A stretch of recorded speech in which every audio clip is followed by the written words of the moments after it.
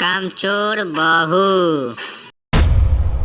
कांता बहन की दो बहुएं थी, बड़ी कल्पना और छोटी प्रिया। कल्पना का जैसा नाम वैसा ही काम। सारा दिन कल्पनाओं में रहती, ना कोई काम करती न कोई धाम। अरे कल्पना बहू, जरा अच्छी सी चटनी पीस दे, आज कुछ मजेदार खाने का मन है। पेट में जलन हो जाएगी माँ जी बुढ़ापे में, और वैसे भी मेरा काम करने का वक्त शाम का है, आप प्रिया को ही बोल दो। इतना कहकर कल्पना वहां से चली जाती है। कांता कल्पना के ऐसे रवैये से काफी परेशान रहती हैं। मैं बना देती हूँ माँ चटनी। ऐसा बोलकर प्रिया माँ को चटनी बनाकर प्लेट में खाने को देती है कि तभी वहां कल्पना आ जाती है। अरे वाह चटनी, जरा चेक कर तो देखूं, बड़े दिन हो गए। अरे नहीं बहू, तू तो रहने ही दे चटनी खाना, पेट में जलन हो जाएगी।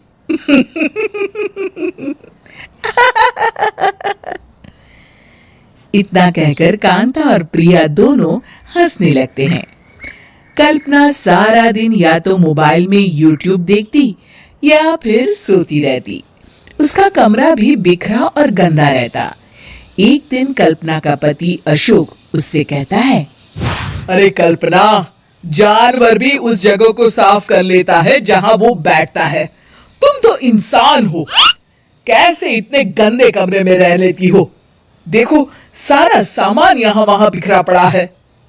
ज्यादा अपनी माँ का बोल ना बोलो। हाँ, कमरा तुम्हारा भी तो है, गंदा लग रहा है तो साफ कर लो। पता नहीं तुम्हारे साथ मैं कैसे जिंदगी बिताऊंगा। इतना कहकर अशोक वहां से चला जाता है। कल्पना बस खाना खाने कमरे से बाहर आती और फिर से कमरे में चली जाती। इससे कांता बहन काफी परेशान रहती। एक दिन प्रिया कांता से कहती है, माँ, मैं सारा दिन काम करके थक जाती हूँ, आप कल्पना दीदी से कहिए ना कि सुबह और शाम का काम बांट ले, मैं तो अब सिर्फ एक वक्त का ही काम करूंगी। हाँ। अरे तो वो भी ना करना, एक बहू तो कामचोर थी, दूसरी भी आ गई काम ना करने के बहाने लेकर। तभी वहां प्रिया का पति रमेश आ जाता है। माँ, मैं देख रहा हूँ भाभी कोई काम नहीं करती, प्रिया सारा दिन घर और रसोई का काम करती है, अब कुछ करो ना माँ। कांता मन में कुछ सोचती है और कल्पना के पास जाती है। कल्पना फोन पर मेकअप करना देख रही होती है। कल्पना, तुम सारा दिन बस मोबाइल देखती हो, घर का कोई काम भी कर लिया करो। प्रिया सारा दिन काम करके थक जाती है, आज से मैंने फैसला किया है, एक वक्त का काम तुम करोगी, सुबह का खाना तुम बनाओगी और रात का प्रिया। आप लोगों ने काम को हवा बना रखा है। अरे पता नहीं थोड़ा सा ज्यादा काम करने में आप लोग घबरा क्यों जाते हैं। और हाँ, बहुत ज्यादा प्रिया की तारीफ मत करिए मेरे सामने, बड़ी बहू तो मैं ही रहूंगी। मैं कुछ नहीं जानती, कल सुबह मुझे वक्त से खाना चाहिए, रसोई में आ जाना, वरना कल से तुझे खाना नहीं मिलेगा। अगली सुबह कल्पना रसोई में नहीं आती है। वो देर से सोकर उठती है और बाहर आकर कहती है, अरे भूख लगी है, आज खाने में क्या है? इतनी देर हो गई, आज किसी ने मुझे उठाया भी नहीं, पता नहीं कहाँ है सब। कल्पना को घर में कोई नहीं दिखता।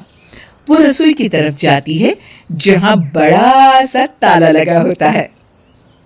अरे रसोई में ताला! ओ, मैं तो भूल ही गई थी, माँ ने आज से सुबह का खाना मुझे बनाने को कहा था। हे भगवान, इतने लोगों का खाना बनाना क्या आसान है। तभी घर के सारे सदस्य बाहर से वापस आते हैं। वाह माँ जी, मजा आ गया छोले भटूरे खाकर। मेरे मुंह में तो अभी भी स्वाद आ रहा है। अरे कल्पना, तेरे भरोसे रहते तो हम तो भूखे ही रह जाते। कल्पना को बहुत गुस्सा आ जाता है। अब बहुत हो गया, आज से मैं अपनी रसोई अलग कर रही हूँ। मैं अपना खाना खुद बना लिया करूंगी। कल्पना अपनी रसोई अलग कर लेती है, पर आए दिन उसका देर से उठना और काम न करने की आदत से वो भूखी ही रह जाती थी। उसी के सामने घर के लोग अच्छे अच्छे पकवान खाते और कामचोर कल्पना को जैसे तैसे ही खाना बनाकर खाना पड़ता। पर एक दिन तो हद ही हो गई। माँ, दीदी आज सुबह से कमरे से बाहर नहीं निकली, हमें जाकर देखना चाहिए। सो रही होगी कामचोर कहीं की। पर तुम कहती हो तो चलो देख लेते हैं उसे।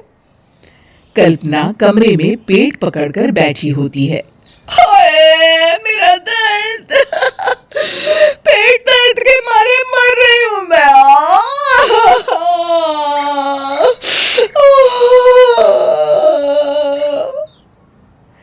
अरे दीदी, क्या हुआ? पेट में दर्द क्यों हो रहा है? डॉक्टर को दिखाया आपने? माँ, कल्पना खड़ी होती है और माँ जी के पास आती है। मुझे माफ कर दीजिए, अब से मैं सारे काम में मदद करूंगी, कभी आलस और काम चोरी नहीं करूंगी। हाँ हाँ वो तो ठीक है, लेकिन अचानक क्या हो गया जो तू काम करने को तैयार हो गई? कामचोर कल्पना। माँ, लगातार बासी और उल्टा पुल्टा खाना खाने के कारण मेरे पेट में इन्फेक्शन हो गया है। काम न करना पड़े इसलिए मैं 2 दिन का खाना एक दिन ही बना लेती थी। बासी और खराब खाना खाने के कारण लेने के देने पड़ गए। पेट में दर्द हो रहा है। चलो अच्छा हुआ, देर आए दुरुस्त आए।